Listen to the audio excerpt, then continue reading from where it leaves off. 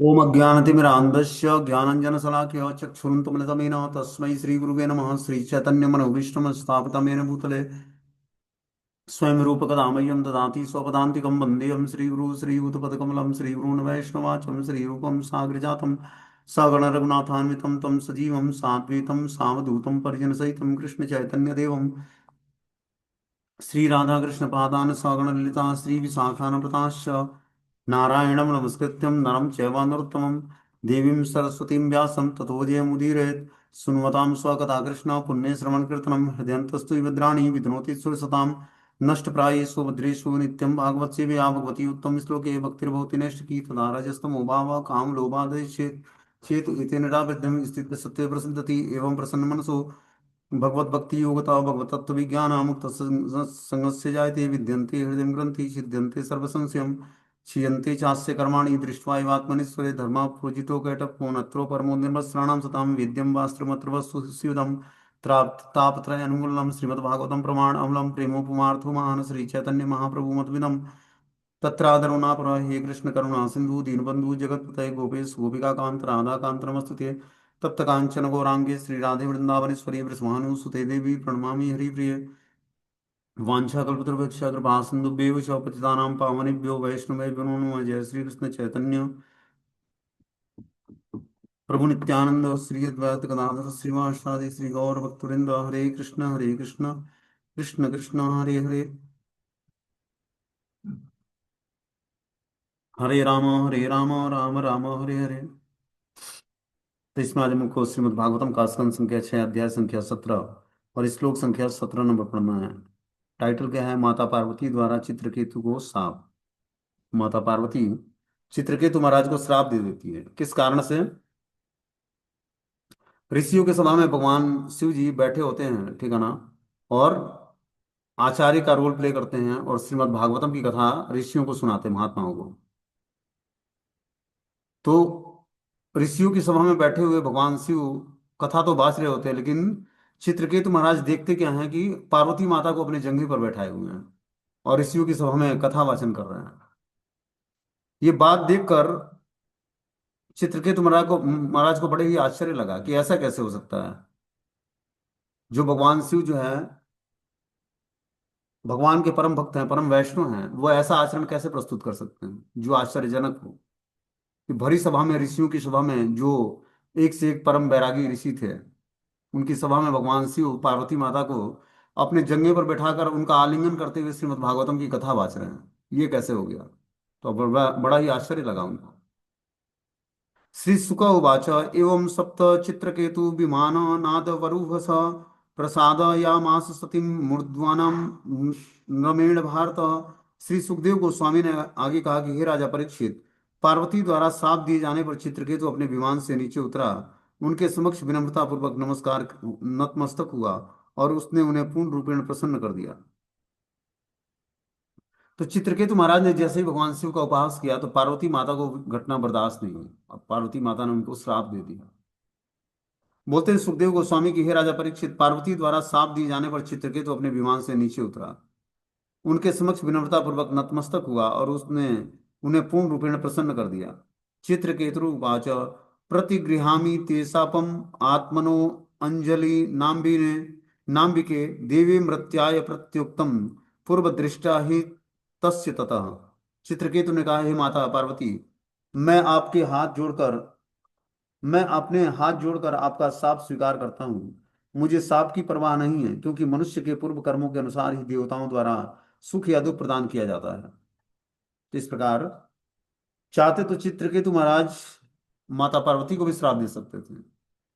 भगवान के दर्शन हो गए, नारद मुनि के शिष्य हैं, तो कोई ऐसे ऐसे ऑर्डिनरी चित्रकेतु महाराज नहीं थे। लेकिन चित्रकेतु महाराज ने क्या किया? हाथ जोड़कर विनम्रता पूर्वक माता पार्वती के श्राप को स्वीकार किया कि हे माता, आपके द्वारा दिए हुए मैं श्राप को स्वीकार करता हूँ। मुझे श्राप की परवाह नहीं है, क्योंकि मनुष्य के पूर्व कर्मों के अनुसार ही देवता द्वारा सुख और दुख प्रदान किया जाता है। चूंकि चित्रकेतु भगवान का भक्त था, इसलिए वह माता पार्वती के श्राप से तनिक भी विचलित नहीं हुआ। उसे यह भली भांति ज्ञात था कि सुख या दुख देवनित्र या श्री भगवान के दूतों द्वारा पहले से निश्चित विगत कर्मों के फल होते हैं। उसे यह ज्ञात था कि उसने शिव जी या माता पार्वती के चरण कमलों पर किसी प्रकार का पाप नहीं किया था, किंतु फिर भी उसे दंडित किया गया था, जिसका सीधा अर्थ था कि दंड को पूर्व निश्चित था। अतः राजा ने कोई परवाह नहीं किया। भक्त स्वभाव से इतना विनम्र होता है कि जीवन की किसी भी अवस्था में वह ईश्वर का वरदान मानकर स्वीकार कर लेता है। तत्ते अनुकंपा सुसमीक्षमाणा। भक्त किसी के द्वारा दिए गए दंड को ईश्वर का अनुग्रह मानकर उसे स्वीकार करता है। तो पार्वती माता का श्राप जो है, चित्रकेतु महाराज उसको अनुग्रह मानते हैं कि भगवान ने अनुग्रह किया है, जिसके कारण मुझे पार्वती माता ने श्राप दिया बिना अकारण ही, जिसमें कोई कारण नहीं था। बस चित्रकेतु महाराज को आश्चर्य हुआ कि ऐसा भगवान शिव अपनी पार्वती माता को जंगे पर बैठाकर आलिंगन करते हुए कथा बाच रहे हैं।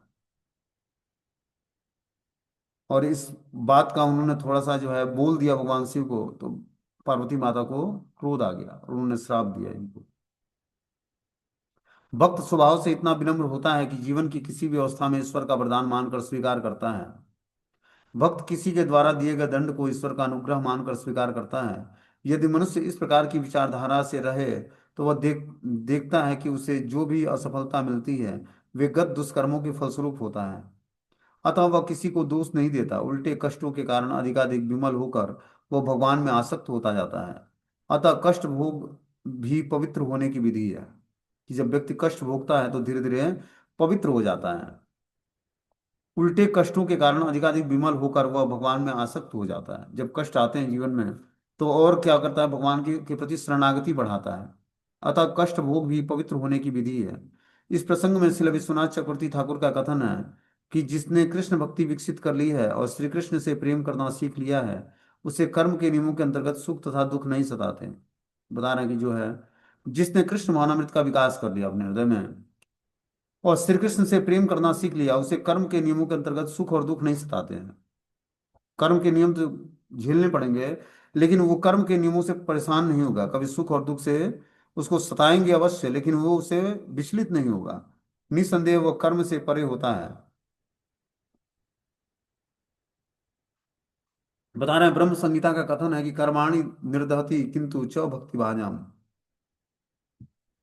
भक्त कर्म फल से इसलिए मुक्त हो जाता है क्योंकि वो भक्ति करता है।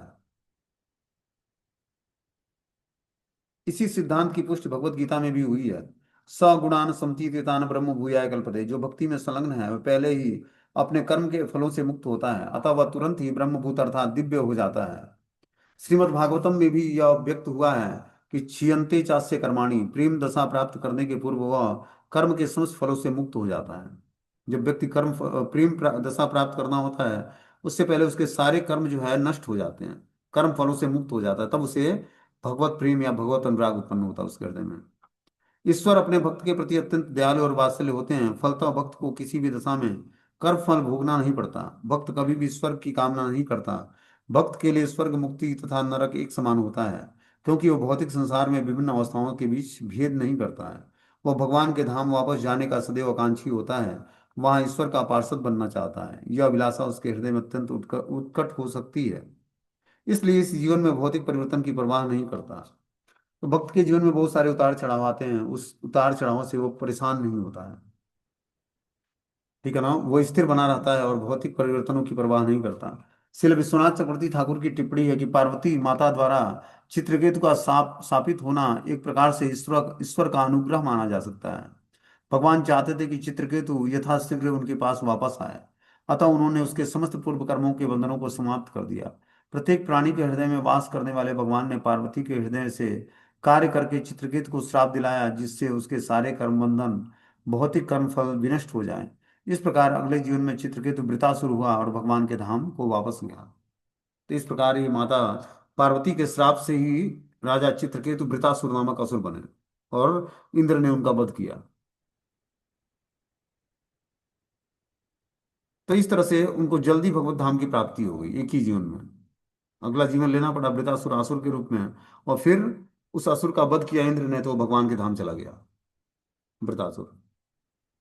देखो, जो वैष्णव होता है उसका श्राप और आशीर्वाद दोनों एक तरह से कार्य करते हैं। पार्वती माता वैष्णवी है, भगवान शिव की पत्नी है, तो उनका आशीर्वाद हो या श्राप, वो चित्रकेतु राजा के लिए आशीर्वाद का काम किया।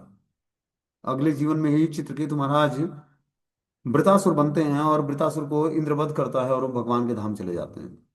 तो क्या हुआ, पार्वती माता के श्राप के कारण उनको एक जन्म तो लेना पड़ा, लेकिन अगले ही जन्म में वो डिलीवर हो गए भगवान के धाम। और ये राजा चित्रकेतु ही बने रहते, हो सकता है कि उनका उद्धार नहीं होता। पहले तो नारद मुनि और अंगिरा ऋषि ने कृपा किया, और दूसरी कृपा माता पार्वती ने कर दिया इन पर, इसलिए भगवत धाम भी चले गए। बोलते हैं संसार चक्र एतस्मिन् जंतुरः ज्ञान मोहितम भाम्यन्य सुखम च दुखम च भुक्ते सर्वत्र सर्वदा। अज्ञान से मोहग्रस्त होकर यह जीवात्मा इस संसार रूपी जंगल में भटकता रहता है और हर जगह तथा हर समय अपने पूर्व कर्मों के फलस्वरूप सुख तथा दुख पाता रहता है। अतः हे माता, इस घटना के लिए न तो आप दोषी हैं न मैं हूं। इस प्रकार पार्वती माता से अब चित्रकेतु महाराज माफी मांगते हैं। अज्ञान से मोहग्रस्त होकर जब जीवात्मा इस संसार रूपी जंगल में भटकता रहता है तो हर जगह और हर समय अपने पूर्व कर्मों के फलस्वरूप सुख तथा दुख पाता है। सुख और दुख किस लिए पाता है? अपने पूर्व कर्मों के फलस्वरूप ऐसा होता है, उसको कभी सुख और दुख का अनुभव होता है। अतः हे माता, इस घटना के लिए न तो आप दोषी हैं न मैं हूं। भगवत गीता के तीसरे अध्याय के 27वें श्लोक में पुष्टि की गई है कि प्रकृते क्रियमाणानि गुणे कर्माणि सर्वश अहंकार विमूढ़ आत्मा कर्ता हम इति मन्यते। संपूर्ण कर्म प्रकृति के गुणों द्वारा संपन्न होता है, परंतु गुणों से मोहग्रस्त जीवात्मा अपने को इसका कर्ता मान बैठता है। वस्तुतः बद्ध जीव पूर्णतः भौतिक प्रकृति के वश में रहता है। हर समय यहाँ वहाँ भटकते हुए उसे पूर्व कर्मों के फल भोगने होते हैं। ये सब प्रकृति के नियमों से घटित होता है, किंतु मनुष्य मूर्खता बस अपने को कर्ता मान बैठता है, जो कि सत्य नहीं है। कर्म चक्र से छूटने के लिए भक्ति मार्ग या कृष्ण भानामृत ग्रहण करना चाहिए। यही एकमात्र उपाय है। सर्वधर्मान परित्यज्य मामेकम शरणं व्रज। इस समस्त धर्मों का परित्याग करके मात्र कृष्ण की शरण ग्रहण की जाए। आगे बता रहे हैं अगले श्लोक में कि नेवात्मान परश्चापि कर्ता सया सुख दुखयो कर्तारम मन्यते अत्राग्यम आत्मानं परमेव च। इस संसार में न तो स्वयं जीवात्मा और न पराये ही भौतिक सुख तथा दुख के कारण है। केवल अज्ञानता बस जीवात्मा यह सोचता है कि वह तथा पराये लोग उसके कारण स्वरूप हैं। तो यहाँ बता रहे हैं कि इस संसार में न तो स्वयं जीवात्मा न ही पराये लोग भौतिक सुख और दुख के कारण है जीवात्मा के। केवल अज्ञानता बस जीवात्मा यह सोचता है कि वह तथा पराये लोग उसके कारण स्वरूप हैं, लेकिन वास्तव में न तो कोई मित्र है न कोई शत्रु है, और कोई जीवात्मा का अपना नहीं और कोई पराया नहीं। भौतिक सुख और दुख के कारण वह इस प्रकार सोचता है। बोलते हैं इस श्लोक में अज्ञ शब्द महत्वपूर्ण है। इस संसार में सभी जीवात्मा थोड़ी बहुत अज्ञ हैं। यह अज्ञानता भौतिक प्रकृति द्वारा प्रस्तुत तमोगुण से अत्यंत प्रबल रूप से चलती रहती है। अतः मनुष्य को चाहिए कि वो अपने चरित्र तथा आचरण द्वारा सतोगुण को प्राप्त करके अधोक्षज पद पर पहुंचे, जहां से उसे अपनी तथा अन्यों की स्थिति का ज्ञान होने लगता है। प्रत्येक कार्य भगवान की अध्यक्षता में संपन्न होता है। जिस विधि से कर्म फल निश्चित होते हैं वह नियतम कहलाता है। बता रहे हैं यहाँ पर कि इस श्लोक में अज्ञ शब्द महत्वपूर्ण है।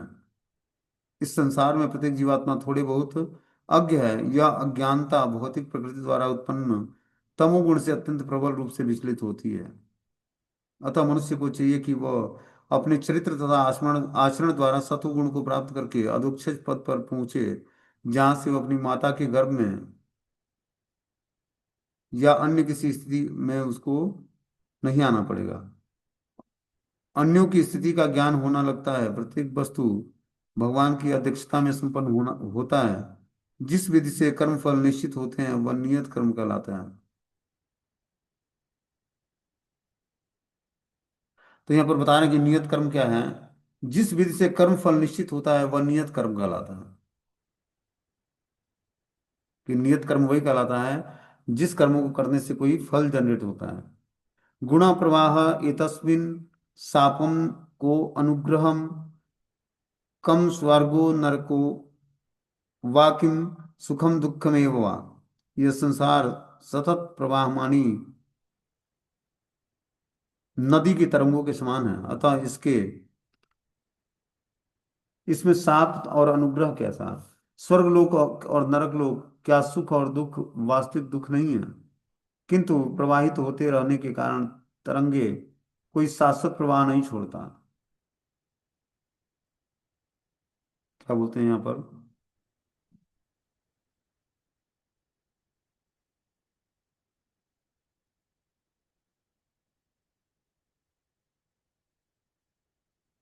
श्री भगवान एक हैं, वे भौतिक जगत की स्थिति से प्रभावित हुए बिना आत्मस्वरूप शक्ति के समस्त जीवों की सृष्टि करते हैं। तो भगवान बता रहे हैं कि एक ही हैं, वे क्या करते हैं, भौतिक जगत की स्थिति से प्रभावित हुए बिना, मतलब भौतिक जगत की स्थिति उनको प्रभावित नहीं करती, वो आत्मस्वरूप शक्ति से समस्त जीवों की सृष्टि करते हैं। माया के से दूषित होकर जीवात्मा अविद्या को प्राप्त होता है और अनेक प्रकार के बंधनों में जा पड़ता है। कभी कभी ज्ञान के कारण जीवात्मा को मुक्ति दी जाती है। सतो तथा रजोगुण के कारण उसे सुख तथा दुख मिलते रहते हैं। कि जैसे गुणों को वो धारण करता है, उसी प्रकार कभी सुखी होता है, कभी दुख को वो दुखी हो जाता है। यहाँ यह प्रश्न किया जा रहा है कि जीवात्मा विभिन्न स्थितियों में क्यों लगा रहता है, और ऐसा ऐसा कौन करता है। इसका उत्तर यही है कि भगवान अकेले ही बिना किसी की सहायता के सब कुछ करते हैं। ईश्वर की अपनी शक्तियां हैं, और इनमें से उनकी बहिरंगा शक्ति के द्वारा यह जगत एवं बद्ध जीवों के नाना प्रकार के सुख और दुख भगवान की अध्यक्षता में उत्पन्न होते हैं। तो बता रहे हैं यहाँ पर कि यहाँ पर यह प्रश्न होता है कि जीवात्मा विभिन्न स्थितियों में क्यों रखा जाता है और ऐसा कौन करता है। इसका उत्तर यही है कि भगवान अकेले ही बिना किसी परिस्थिति के विचलित हुए बिना सहायता के लिए ये सब करते हैं। अपनी सहायता के लिए भगवान क्या करते हैं, अकेले रहते हैं। और बता रहे कि भगवान अकेले ही बिना किसी सहायता के ये सब कुछ करते हैं।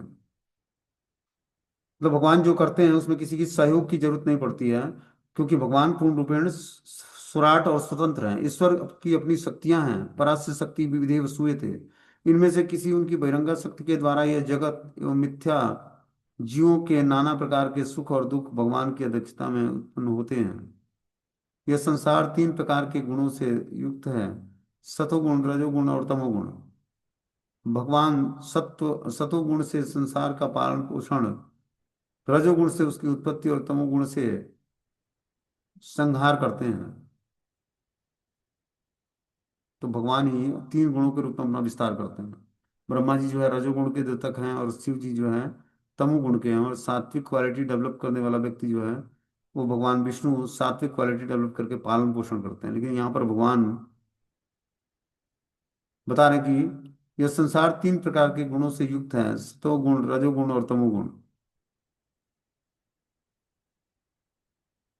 जीवात्मा की उत्पत्ति के पश्चात उनको सुख तथा दुख इन गुणों के संयोग से प्राप्त होता है। जीवात्मा जब इस धरती पर प्रकट होता है, जन्म लेता है, तो उसको सुख और दुख गुणों के संयोग से प्राप्त होता है। जब जीवात्मा सत्वगुण में होता है तो वे सुख का अनुभव करता है, रजोगुण में दुख का, और तमोगुण में उसे इस ज्ञान ज्ञान ही नहीं रह पाता कि क्या करना है क्या नहीं, क्या अच्छा है और क्या बुरा है। इसीलिए हमें राजसी और तामसिक वृत्ति को छोड़ना पड़ेगा और सात्विक प्रवृत्ति को अपनाना पड़ेगा, और उस हिसाब से कार्य करना पड़ेगा। और हमारे कार्य और हमारा पेशा दोनों ही बहुत ही पवित्र होना चाहिए। कार्य मतलब जो कार्य करते हैं और जिस परिवेश में हम रहते हैं, दोनों ही बहुत ही पवित्र होना चाहिए। आगे से बता रहे कि न तस्य कश्चिद धृत प्रतीपो न ज्ञाति बंधु न परो न च स्वयं समस्त्र सर्वत्र निरंजनस्य सुखेन रागम कुतः एष रोषम। पूर्ण पुरुषोत्तम भगवान समस्त जीवाओं को एक समान देखते हैं, अतः न तो कोई उनका प्रिय होता है, न कोई शत्रु होता है, न उनका कोई मित्र होता है, न कोई परिजन। इस भौतिक जगत में अनासक्त होने के कारण उसे तथाकथित सुख के लिए न तो कोई संघर्ष करना पड़ता, न दुख के लिए किसी प्रकार से घृणा। सुख तथा दुख सापेक्ष है। भगवान की इस पता नहीं पूर्ण पुरुषोत्तम भगवान समस्त जीवों को एक समान देखते हैं। भगवान में एक स्थिति होती है कि भगवान हर जीवात्माओं पर समान दृष्टि रखते हैं। न तो कोई उनका अत्यंत प्रिय है, न कोई शत्रु है, न तो उनका कोई मित्र है, न परिजन है। इस भौतिक जगत में अनासक्त होने के कारण उसे तथाकथित सुख के लिए न तो कोई संदेह है, न दुख के लिए किसी प्रकार की घृणा है। सुख तथा दुख अपेक्षा सुख तथा दुख सापेक्ष हैं। भगवान सदैव प्रसन्न रहते हैं, अतः उनके लिए दुख का कार्य अतः उनके लिए दुख का कोई अर्थ नहीं होता है। बता रहे कि जो है इस भौतिक जगत में अनासक्त होने के कारण उन्हें तथाकथित सुख के लिए न तो कोई स्नेह है, न दुख के लिए किसी प्रकार से घृणा है। तो भगवान हर चीजों से परे होते हैं, स्नेह और घृणा से। इस कारण से वो सुराट अवस्था को प्राप्त रहते हैं। भगवान सदैव प्रसन्न रहते हैं, रहने वाले हैं, अतः उनके लिए दुख और का कोई अर्थ ही नहीं है। दुख का अर्थ नहीं होना का मतलब क्या है? कि वो किसी भी कारण से दुखी नहीं होते हैं। बोलते हैं तथापि चत शक्ति विसर्ग एसाम सुखाय दुखाय हिताहिताय बंधाय मोक्षाय च मृत्यु जन्मनो शरीरिणाम संसृतये अव्यकल्पते। यद्यपि परमेश्वर कर्म के अनुसार प्राप्त होने वाले हमारे सुख और दुख में से अनासक्त हैं और कोई भी उनका शत्रु या मित्र नहीं है, तो भी वे अपनी भौतिक शक्ति के द्वारा शुभ तथा अशुभ कर्मों की उत्पत्ति करते हैं। इस प्रकार भौतिक जीवन को चालू रखने के लिए वे सुख दुख लाभ हानि बंधन मोक्ष जन्म मृत्यु की सृष्टि सृष्टि करते हैं।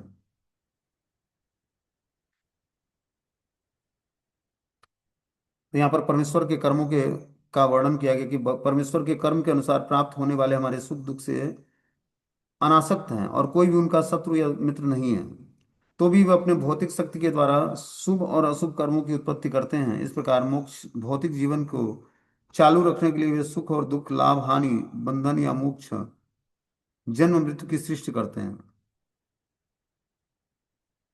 यद्यपि श्री भगवान अपनी आदि दिव्य स्थिति में प्रत्येक वस्तु के कर्ता हैं, किंतु अपनी भौतिक स्थिति में बद्ध जीवों के सुख दुख तथा बंधन मोक्ष के लिए भी उत्तरदायी नहीं है। बता रहे हैं कि जो है, जो बद्ध जीव हैं उस उन उन्होंने जो सुख दुख तथा बंधन मोक्ष के लिए वे जीवात्मा उत्तरदायी नहीं है। और जो व्यक्ति बता रहे हैं कि बद्ध जीव जो होता है सकाम कर्मों के फल फल के अनुसार प्राप्त करता है। न्यायमूर्ति की आज्ञा से एक व्यक्ति बंदी गृह में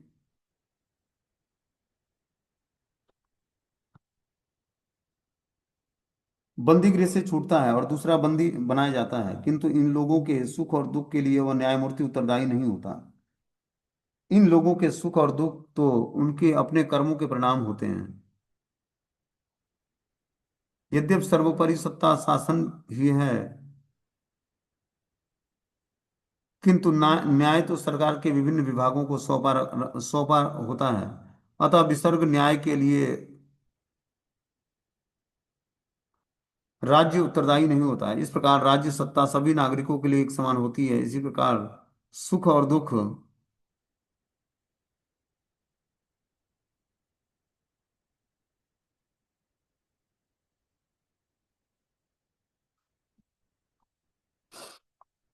एक मिनट रुको।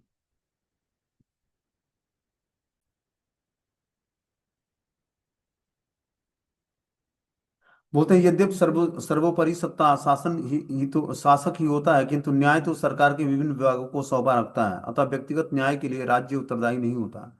इस प्रकार राज्य सत्ता सभी नागरिकों के लिए एक समान होता है। इसी प्रकार परमेश्वर भी निरपेक्ष हैं, किंतु उन्होंने न्याय तथा व्यवस्था के कई विभाग बना रखे हैं जो जीवात्मा की गतिविधियों पर नियंत्रण रखता है। इस प्रसंग में एक अन्य अन्य उदाहरण कमलिनी तथा भौरे का है। जिस प्रकार कमलिनी सूर्य प्रकाश को खिलती या बंद होती है, तो उससे भौरे को सुख और दुख का अनुभव होता है, किंतु इसके लिए सूर्य या सूर्य प्रकाश उत्तरदायी नहीं होता है। आगे बता रहे हैं कि जिस तरह एक कमल खिलता है तो उसमें भौरा जो होता है खिले हुए कमल पर बैठना चाहता है, तो उसको बहुत ही आनंद आता है, सुख का अनुभव होता है। और दूसरे ही पल बता रहे हैं कि जो है उस भौरे को सुख और दुख का अनुभव तो होता है, किंतु इसके लिए सूर्य या सूर्य प्रकाश उत्तरदायी नहीं है। कुछ ही देर बाद वो कमलिनी सूर्य से खिलती तथा बंद होती है। तो इस प्रकार ये भौरा जो है दुखी हो जाता है। कब? जब सूर्य प्रकाश समाप्त होता है तो कमल जो है बंद हो जाता है और भौरा आकर्षित होकर उसके पराग को लेने के लिए जाता है और उसमें उसी कमल के उसमें वो बंध जाता है, फंस जाता है। बोलते हैं अथ प्रसादय न त्वाम साप मोक्षाय भ्रामिनी यन्मन्ये हसा दिक्तम मम तक्ष मेताम सतीम। हे माता, आप अब वृथा ही क्रुद्ध हो चुकी हैं। तो यहाँ पर बता रहे हैं चित्रकेतु महाराज की, हे माता आप अब वृथा ही क्रुद्ध हुए, चूंकि मेरे समस्त सुख और दुख मेरे पूर्व कर्मों के द्वारा निश्चित है। अतः मैं न तो क्षमा प्रार्थी हूँ और न आपके शाप से मुक्त होना चाहता हूँ। यद्यपि मैंने जो कुछ कहा अनुचित नहीं है, किंतु जो कुछ आप अनुचित समझती हूँ उसके लिए क्षमा करें। इस प्रकार चित्रकेतु महाराज पार्वती माता से क्षमा मांगते हैं कि हे माता, आप अब वृथा ही क्रुद्ध न हो, क्योंकि मेरे समस्त सुख और दुख मेरे पूर्व कर्मों के अनुसार सुनिश्चित हैं। अतः मैं न तो क्षमा प्रार्थी हूँ और न आपके यश से मुक्त होना चाहता हूँ। यद्यपि मैंने जो कुछ भी कहा कहा है अनुचित नहीं है, किंतु तो भी कुछ आपको अनुचित समझती हो तो उसके लिए आप क्षमा करें। इस प्रकार माता पार्वती से चित्रकेतु महाराज क्षमा मांगते हैं कि मैं न तो क्षमा प्रार्थी हूँ, न आपके शाप से मुक्त होना चाहता हूँ। यद्यपि मैंने जो कुछ कहा अनुचित नहीं है, किंतु तो भी जो कुछ आप अनुचित समझती हैं उसके लिए क्षमा चाहिए हमें। चित्रकेतु को यह भली बात ज्ञात था कि प्रकृति के नियमों से कर्मों के फल प्राप्त होते हैं। अतः अब वो पार्वती के श्राप से मुक्त नहीं होना चाहता था, तो भी वह उन्हें संतुष्ट करना चाहता था, क्योंकि उसने कहा था कि उसके कथन के स्वाभाविक होने पर भी वे उसके उससे रुष्ट थी। अतः शिष्टाचार के नाते महाराजा चित्रकेतु ने पार्वती से क्षमा याचना की। इस प्रकार शिष्टाचार का पालन करते हुए महाराजा चित्रकेतु ने पार्वती माता से क्षमा याचना की। और इस प्रकार आगे बताने श्री सुक वाचा इति प्रसाद्य गिरीशम चित्रकेतुर अर्बिंदम जगामम स्वाभिमाने विमानेन हत्स्यताम।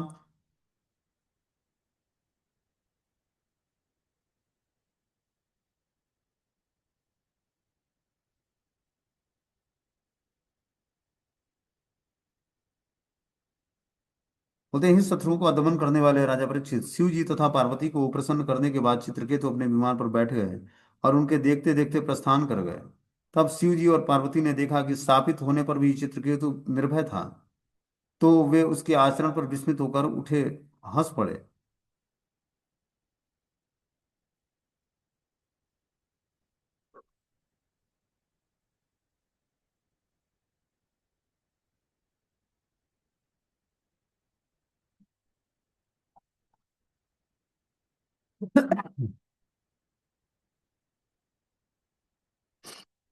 तो शिव जी तथा पार्वती माता को प्रसन्न करने के बाद चित्रकेतु महाराज अपने विमान पर बैठ जाते हैं, उनके देखते देखते वहां से प्रस्थान कर जाते हैं। तब शिव जी तथा पार्वती ने देखा कि साबित होने पर भी चित्रकेतु निर्भय था, तो वे उसके आचरण पर विस्मित होकर हंस पड़े कि चित्रकेतु महाराज ने माता पार्वती के प्रति अपराध किया था, और उनके आचरण से शिव जी और पार्वती बड़े ही विस्मित थे कि चित्रकेतु महाराज निर्भय हैं इस परिस्थिति में भी, जब उनको पार्वती माता ने श्राप दिया है। ततस्तु भगवान नुद्रो रुद्राणी मित अब्रवीत देवर्षि दैत्य सिद्धानां पार्षदानां च श्रुणुताम्। तत्पश्चात परम साधु नारद असुरों, सिद्ध लोकों के वासियों और अपने व्यक्तिगत सहयोगियों के समक्ष सर्वशक्तिमान भगवान शिव अपनी पत्नी पार्वती से बोले, और वे सब सुनते रहे। बता रहे हैं कि जो है, तत्पश्चात परम साधु नारद अंगिरा नारद असुरों, सिद्ध लोकों के वासियों और अपने व्यक्तिगत सहयोगियों के समक्ष सर्वशक्तिमान भगवान शिव और अपनी पत्नी पार्वती से बोले, और वे सब सुनते रहे। इस प्रकार नारद मुनि वहां पर उपस्थित होते हैं, और जो है परम साधु नारद असुरों, सिद्ध लोक के वासियों और अपने व्यक्तिगत सहयोगियों के समक्ष सर्वशक्तिमान भगवान शिव अपनी पार्वती से बोले कि वे सब सुनते रहे। श्री रुद्र उवाच दृष्ट्वा यसी शुश्रोणीय हरे अद्भुत कर्मणम महात्म्यम भृत्य भृत्यानां निस्पृहाणाम महात्मनाम। शिव जी ने कहा कि हे सुंदरी, तुमने वैष्णव की महानता देख ली। भगवान हरि के दासानुदास होकर वे महान पुरुष होते हैं, और किसी प्रकार के सांसारिक सुख से में रुचि नहीं रखते हैं। बताना कि जो है, हे परम वैष्णवी, तुमने वैष्णव की महानता देख ली है। श्री भगवान हरि के दासानुदास होने पर वे स्वयं महापुरुष होते हैं, और किसी प्रकार के सांसारिक सुख में रुचि नहीं होती है।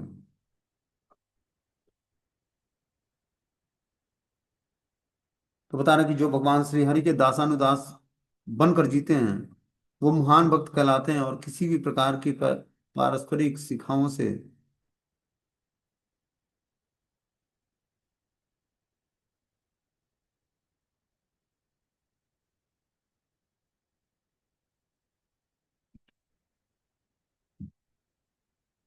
तात्पर्य में लिखते हैं कि पार्वती पति शिव जी ने अपनी पत्नी से कहा कि हे पार्वती, तुम अत्यंत सुंदर शरीर वाली हो, निस्संदेह तुम यशस्विनी भी हो, किंतु मेरा विचार है कि तुम श्री भगवान के दास भक्तों की सुंदरता और महिमा की बराबरी नहीं कर सकते हो।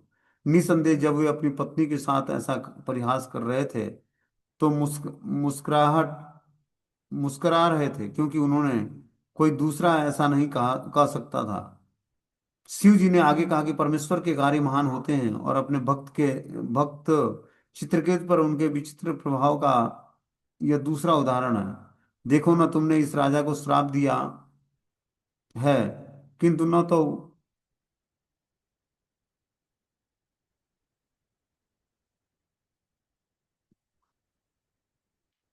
तो वह भयभीत हुआ न ही दुखी हुआ। भगवान शिव पार्वती माता से बोलते हैं कि देखो, तुमने एक भगवान के भक्त को श्राप दिया है, राजा को, तो वो ऐसा राजा निकला कि वो तो भयभीत ही नहीं है और न ही आपके दुखों का कारण है।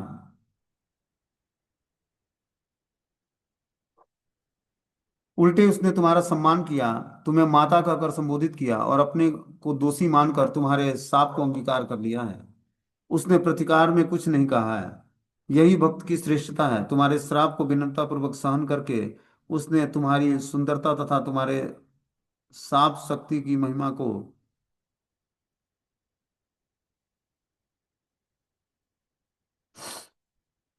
मात कर दिया है। मैं निष्पक्ष होकर यह कह रहा हूं कि चित्रकेतु ने ईश्वर का भक्त होने के कारण ही तुम्हें तथा तुम्हारी श्रेष्ठता को पराजित कर दिया था। बता रहे हैं कि यहाँ पर तुम्हारे साप को विनम्रता पूर्वक सहन करके ही उसने तुम्हारी सुंदरता और तुम्हारी साप शक्ति की महिमा का को मात कर दिया था। मैं तुम्हें और तुम्हारी श्रेष्ठता को पराजित कर दिया है। जैसा कि श्री चैतन्य महाप्रभु ने कहा है कि तरोरपि सहिष्णु अर्थात भक्त वृक्ष के समान समस्त शापों तथा विपदाओं को सहन कर सकता है। भक्तों की यदि श्रेष्ठता अप्रत्यक्ष रूप से शिव जी ने पार्वती को भविष्य में चित्रकेतु जैसे भगवत भक्त को श्राप देने की भूल न करके करने के लिए आग्रह किया है। उन्होंने संकेत किया है कि यद्यपि तुम शक्तिमान हो, किंतु राजा चित्रकेतु अपनी शक्ति का प्रदर्शन किए बिना ही अपनी सहिष्णुता के कारण तुमने आगे अपनी शक्ति का प्रदर्शन किए बिना ही अपनी सहिष्णुता के कारण तुमने आगे निश्चल आगे निकल गए हो। बता रहे कि जो है, राजा चित्रकेतु अपनी शक्ति का प्रदर्शन किए बिना ही अपने सहिष्णु भाव के कारण अगला जीवन उनको बताने की जो है, उन्होंने संकेत किया कि यद्यपि तुम शक्तिमान हो, किंतु राजा चित्रकेतु अपनी शक्ति का प्रदर्शन कर रहे हैं बिना ही अपनी सहिष्णुता के कारण तुमने आगे बढ़कर निकाल और अपनी सहिष्णुता के कारण तुमसे आगे गए हैं। आगे अगले श्लोक में बता रहे कि नारायणम परासर्वे न कुतश्च बिभ्रति स्वर्गा अपवर्ग नरकेश्व अपि तुल्यार्थम दर्शिनम। पूरी तरह से भगवान नारायण की सेवा में लीन रहने के वाले भक्तगण जीवन की किसी भी अवस्था से भयभीत नहीं होते हैं। कारण कि जो भक्तगण हैं, जो भगवान श्री नारायण के भक्त हैं, वो भक्त जीवन की किसी भी अवस्था से भयभीत नहीं होता है। उसके लिए स्वर्ग मुक्ति या नरक एक समान होता है, क्योंकि ऐसे भक्त ईश्वर की सेवा में ही रुचि रखते हैं। तो बता रहे कि पूरी तरह से भगवान नारायण की सेवा में लीन रहने वाले भक्तगण जीवन की किसी भी अवस्था से भयभीत नहीं होते। चाहे हार जीत हो, सुख दुख हो, या जीवन या मृत्यु हो, हर परिस्थिति में वो स्वर्ग मुक्ति और नरक की कामना करते हैं, क्योंकि ऐसे भक्त ईश्वर की सेवा में ही रुचि रखते हैं। यह स्वाभाविक है कि पार्वती ने पूछा कि भक्त इतने महान कैसे बनते हैं। अथवा इस श्लोक में बताया गया कि भक्त लोग नारायण की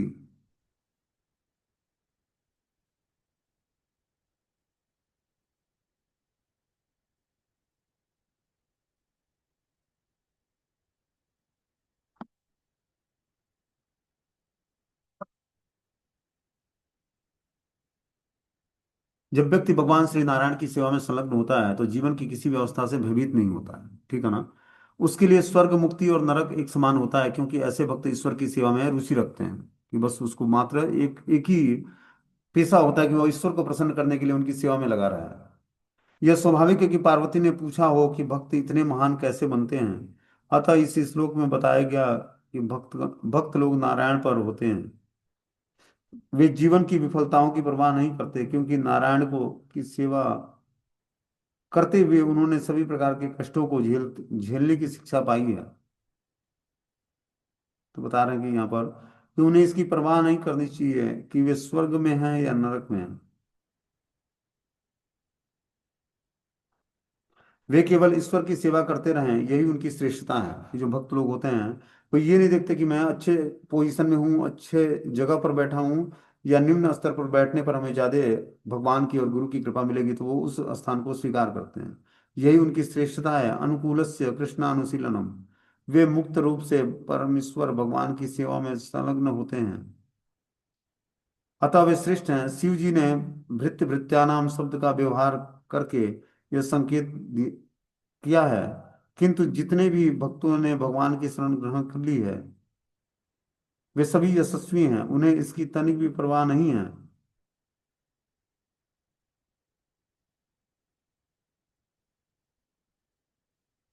वे सभी यशस्वी हैं, उन्हें इसकी तनिक भी इच्छा नहीं है।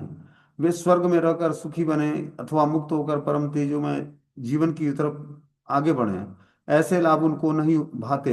वे तो भगवान की प्रत्यक्ष सेवा करना चाहते हैं। यहाँ बता रहे हैं कि जो है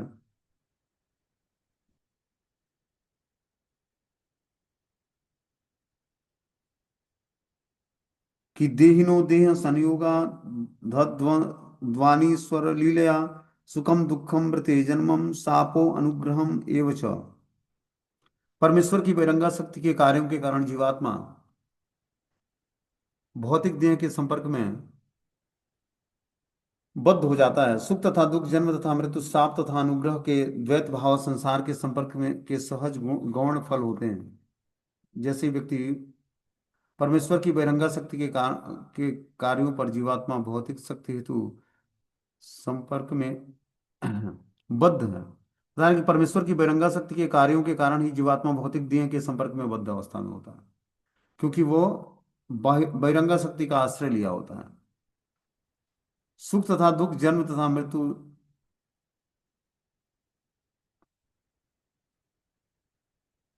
अनुग्रह के दैत्य भाव संसार के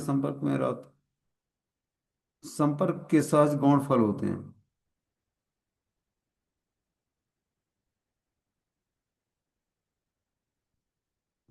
सुख तथा दुख, जन्म तथा मृत्यु, शाप और अनुग्रह के द्वैत भाव संसार के संपर्क के सहज गौण फल है। जो संसार में जो संपर्क है, उसके गौण फल क्या है कि सुख दुख, जन्म तथा मृत्यु, शाप और अनुग्रह के द्वैत भाव से ऊपर उठकर और अपनी स्थिति को दिव्य बनाना। हम भगवत गीता में पाते हैं कि माया दक्षिण प्रकृति सूयते सव चराचरम। भक्त के संपर्क में बद्ध जीव हैं। सुख तथा हम भगवत गीता में पाते हैं कि माया दक्षिण प्रकृति सूयते से चराचरम। इस संसार में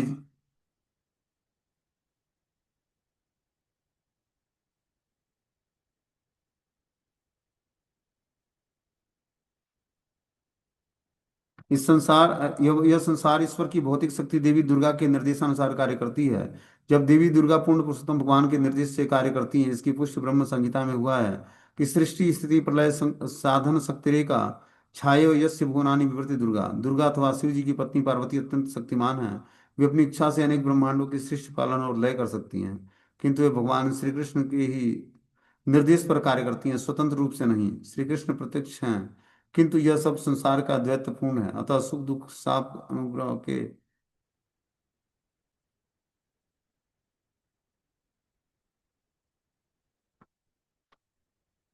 इस संसार की इस द्वैतता से विचलित नहीं होता, किंतु ईश्वर के निरंतर अनुरक्त रहने के कारण भक्त इससे तनिक भी विचलित नहीं होता। उदाहरणार्थ हरिदास ठाकुर को 22 बाजारों में बेतों से पीटा गया, किंतु वे तनिक भी विचलित नहीं हुए। उल्टे वे हंसते हुए इस पिटाई को सहते रहे। संसार की विचलनकारी दैत्य भावनाएं के होते हुए भी भक्त कभी विचलित नहीं होता, चूंकि वे अपने मन को भगवान के चरण कमलों में स्थिर रखते हैं, अतः उनके पवित्र नाम में केंद्रित रखते हैं। अतः उन्हें इस द्वैतता से उत्पन्न होने वाले तथाकथित दुख और सुख का अनुभव नहीं होता। जब जीवात्मा भगवान के नाम के जप में भगवान के चरण कमलों में स्थिर अपने मन को कर लेता है, तो वो बाहरी द्वैतता से उत्पन्न सुख और दुख का अनुभव नहीं करता है। वो दुख और सुख से परे हो जाता है, और यही स्थिति प्राप्त करके वो भगवान को प्रसन्न कर पाता है। ठीक है, हरे कृष्णा। मीटिंग क्लोज हो जाएगा।